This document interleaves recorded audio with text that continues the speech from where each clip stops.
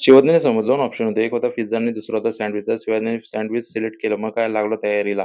काकडी, टोमॅटो, कांदा यांचे बारीक स्लाइस करून घेतले. नंतर मिक्सरच्या भांड्यामध्ये पनीरचे 2 तुकडे, त्याच्यामध्ये काजू, 2-4 लसणाच्या पाकळ्या आणि थोडासा बटर टाकून त्याच्यावर गरम मसाला टाकला आणि चवीनुसार मीठ टाकून हे मिश्रण बारीक करून घेतलं. आता आपल्याला चटणीसाठी कोथिंबीर, त्याच्यामध्ये 2 आल्याचे तुकडे, वर 4 लसणाच्या पाकळ्या टाकून घेतल्या व नंतर थोडासा पुदिना टाकून त्याच्यावरती 4 मिरच्या ठेवून हे पण मिश्रण आपण मिक्सरमध्ये बारीक करून घेतल्यानंतर सँडविचसाठी मस्तपैकी आपला टेबल रेडी झालेला आहे. आता ब्रेडचे 2 तुकडे घेऊन एका ब्रेडला हिरवी चटणी लावून त्याच्यावरती बटाट्याची भाजी लावल्यानंतर कांदा, टोमॅटो, काकडी यांचे स्लाइस टाकून घेऊया.